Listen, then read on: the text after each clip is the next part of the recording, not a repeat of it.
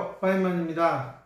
코로나가 더 심해지면서 이제 2단계까지 올라갔고, 또 학교도 또 3분의 1까지 출석이 또 줄어들고, 아무래도 어린 아동을 키우는 부모님들에게는 학교를 보내지 못함으로써 학력 저하가 발생하는 것들에 대해서 많이 걱정을 하실 텐데요.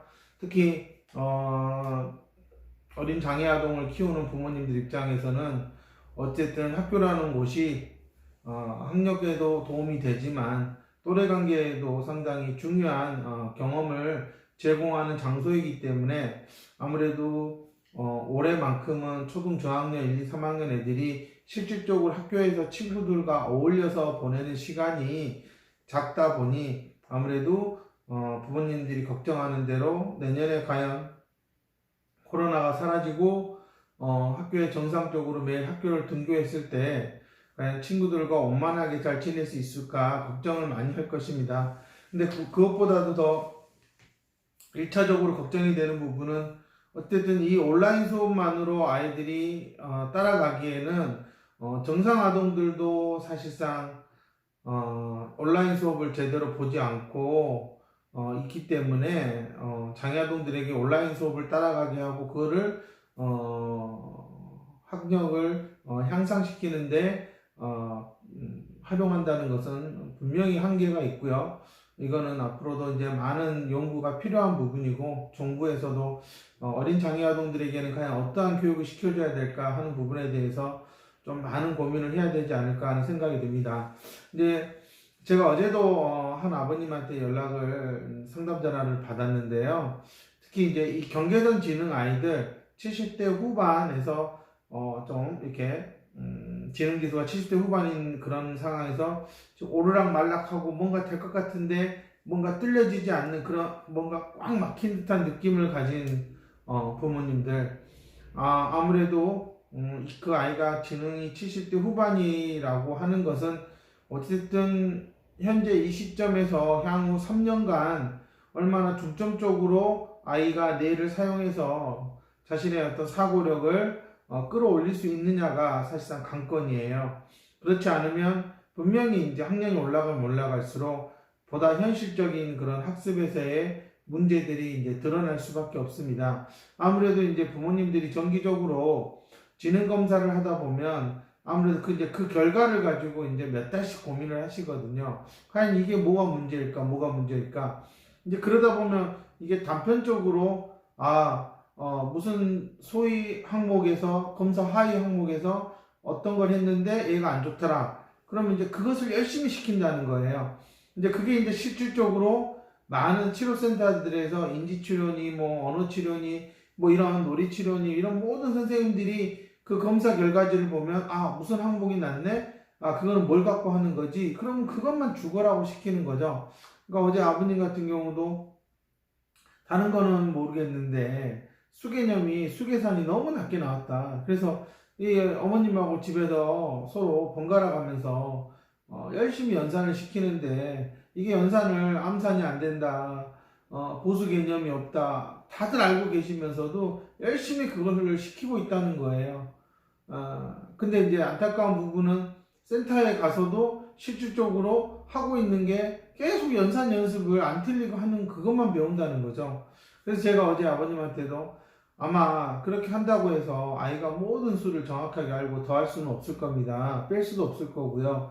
그보다 먼저 해야 될 것들이 있습니다. 근데 지금 그것을 하지 않고 계속 연산에만 매달리고 있으면 나중에 아이가 정말 수학을 싫어할 수도 있고 정말 아이가 세상을 바라보는데 필요한 여러 가지 수학적인 도구들을 전혀 배우지 못하고 사용하지 못할 수도 있다. 이런 현실이 있기 때문에 지금 연산에 매달리다가 결국은 부모와 사이하고 아이하고 사이가 더 틀어질 수가 있으니 잘 생각해서 판단을 해야 됩니다. 라고 제가 이제 조언을 드렸습니다. 아마 지금 이 방송을 제 유튜브를 보고 있다 그러면 지능이 낮은 아이들을 키우는 부모님들은 공통적으로 아마 똑같은 이와 같은 실수를 했을 거라는 거예요. 이 수개념이라고 하는 것과 수연산이라고 하는 것은 분명히 다른 거예요. 수개념이라는 것은 어쨌든 얘 머릿속에서 수를 가지고 무엇을 할 수 있을까라는 생각을 갖는 거예요. 근데 수연산은 그럼 그 생각을 어떻게 하면 좋을까 했을 때 도구적인 측면이 연산인 거예요. 근데 아무래도 어린아이들이 어렸을 때 계산을 좀 하면 수 개념을 가진 것처럼 보이는데요. 실제적으로는 그렇지가 않아요. 그래서 제가 이렇게 자폐 아이들 중에도 상당히 고기능 자폐를 가지고 있다고 하는 아이들도 그 아이들이 엄청 어려운 수를 막 곱하고 뭐 더하고 큰 수를 막 하는 것 같지만 조금이라도 수들의 그런 관계성을 따지는 문제가 나오면 거의 다 해결을 못해요. 그러니까 연산만 죽어라고 시키면 얘는 그냥 계산기와 같은 삶을 사는 거예요. 제가 이제 그런 것들이 눈에 보이고, 아, 이렇게 하면 아이들은 결국은 지능이 낮거나 경계선 지능이 있는 아이들, 지적장애나 뭐, 자폐 아이들이나 이런 아이들은 결국은 세상을 살아갈 수가 없게 만드는 거예요. 제가 저희 센터에 다니는 아이들한테는 부모님들한테 많은 수를 가지고 이렇게 해보세요, 저렇게 해보세요, 이런 거를 빨리 가르치면 좋습니다. 정말 많은 얘기들을 해드려요. 그리고 그렇게 지키면 그걸 실행해서 해보면 확실히 아이들이 상당히 수에 대한 감각이 아주 좋아지거든요. 그런 것들이 그냥 단 한두 번으로 끝나지는 않고요. 상당히 오랜 시간 동안 정말 이 아이가 성인이 될 때까지 계속 지켜나가야 되는 것들이에요. 근데 그런 것들을 실생활에서 하지 않고 아이를 연습지, 학습지를 가지고 열심히 연산을 시켜서 곱하기 나누기를 한다? 아마 조금 경력이 있는 인지치료사나 학습치료사들이라면 아마 지금 느낄 거예요. 초등학교 3학년, 4학년 그런 경계선 지능 아이들한테 수학을 가르친다는 게 얼마나 어려운지, 단순히 계산을 시키는 것도 이제는 상당히 알려주는 것도 상당히 버겁다, 그렇게 느끼실 거고요. 차마 말을 못하는 거죠. 왜냐, 1, 2학년 때 열심히 연산을 시켜서 이 정도는 될 줄 알았더니 현실은 그게 아니다라는 거예요. 너무나 이 한국 치료센터의 그런 인지치료 학습치료가 정말 너무나 준비가 안 돼 있고 체계적으로 갖춰져 있지 않았고, 그저 아이가 1 더하기 2는 뭐 3 더하기 7은 막 이런 걸 물었을 때 대답이 선뜻 나오지 않으니까, 아, 이거는 열심히 계산을 시켜야 되겠구나, 이제 그렇게 정말 무식하고 반복적인 그러한 연상 훈련을 너무 오래 시키다 보니까 수를 다루는 게 재밌어야 될 아이들이 질려버린 거예요. 저는 센터에서 많은 치료사들이 이런 실수를 하고 있는데 부모님까지 집에서 애를 붙잡고 학습지 시켜서 이거는 몇 더하기 몇인데 이거는 몇 장만 더 하자, 지금 그거 할 때가 아니라는 거예요. 가장 부모님들이 뭐 더하기야 이런 거야 내가 좀 가르치면 되지, 정말 그렇게 만만하게 시작해서 아이를 어찌됐든 끌고 와요. 한 3학년까지는. 근데 점점 3, 4학년 때 문장제로 나오는 문제가 나오면 이 아이는 그때부터는 생각을 안 한다는 거예요. 숫자만 찾아서 막 더하려고 하고 빼려고 하고 막 그런 행위들이 그냥 자동화돼서 그냥 바로 나와버리는 거죠. 근데 이게 문제를 읽지 않았으니 이거는 뭐 더하든 빼든 이건 식은 맞지가 않는 거죠. 그럼 풀 수가 없고 틀린 거예요. 결국 패배하는 거, 계속 실패하고 틀리는 것을 반복할 수밖에 없는 게 이러한 연산 훈련이라는 거. 그러니까 지금 그런 것들을 하시면 안 된다라는 거예요. 많은 부모님들이 옆에 아이는 이제 2자릿수 덧셈을 한다더라, 막 그거를 막 한다더라. 제가 가르치는 아이들 중에도요, 정말 2자릿수 막 암산으로 하는 아이들이 있어요. 근데 실제로 문제를 읽고 풀어보라 그러면 그 문제에서 그 수가 뭘 의미하는지는 몰라요. 지금 이런 것들이 초등 고학년 올라가면 사실상 그들에게는 이제 더 이상 풀지 않는 거예요. 그러니 열심히 어디서든 자꾸 더하는 것만 보여주려고 그러고 자신이 애운 숫자들만 계속 얘기하게 돼 있어요. 이런 것들을 봤을 때 초등 저학년까지 정말 부모님들이 수를 가지고 많이 놀아야 된다. 더해서 얼마지 이렇게 물어보기 전에 일상생활에서 있는 것들을 가지고 많이 아이가 세워보고 또 그것들을 자기가 나름대로 더해보는 방법들을 찾아볼 수 있게끔 시간을 두고 아이가 수와 친근해지는 시간을 갖지 않으면 사실 점점점 학년이 올라가면서 진행하는 모든 검사에서 좋은 결과가 나올 수가 없다라는 거예요. 저는 수개념을 얘기하는데 많은 치료사들이나 원장들이나 엄마들은 수연산을 얘기를 한다라는 거예요. 이게 접근 대상이 너무나 다른 거죠.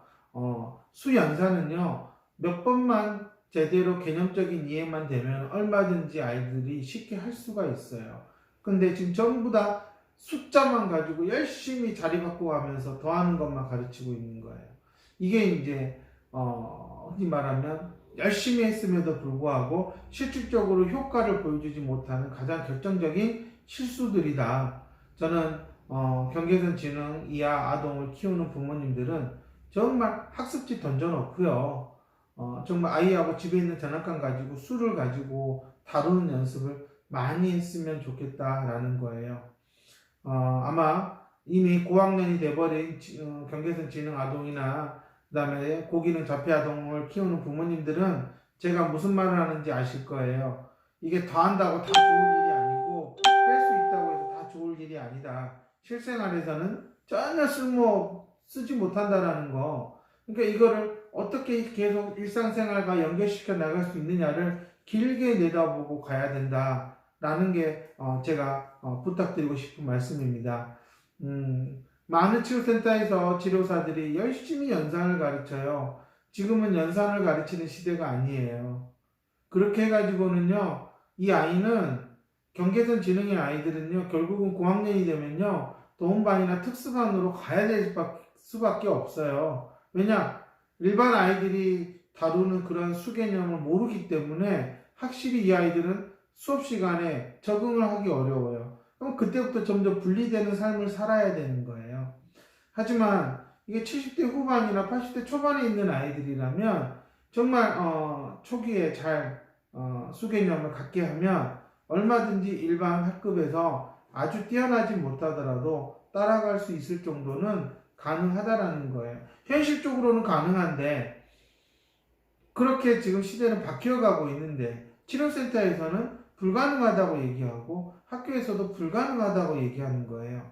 마치 제가 터무니없는 얘기를 하는 것처럼 보일 수 있어요. 많은 치료사들이나 원장들이 그게 어떻게 되냐 하시겠지만 지금 시대가 바뀌었다라는 거고요. 그러한 방법들은 얼마든지 있어요. 하지만 이게 어렸을 때부터 조금이라도 일찍 시작했어야지 가능한 것이라는 거고요. 고학년이 돼버리면 현실적으로 너무나 또래들과 차이가 많이 나기 때문에 그게 심리적으로 부담감이 오고 압박이 오기 때문에 아이들은 안 하려고 하는 거예요. 그럼 당연히 다시 할 수 있다라는 마음으로 돌아가는데 시간이 걸리는 뿐이지 충분히 가능합니다.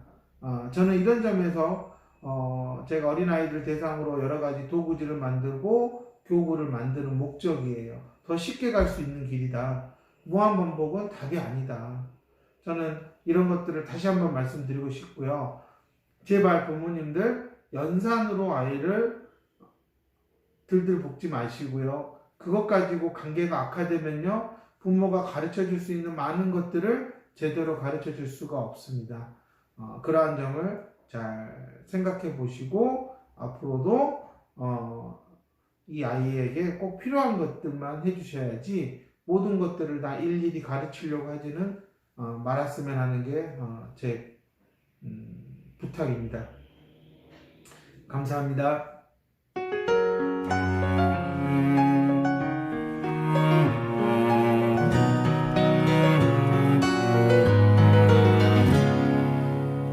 살며 살아가는 해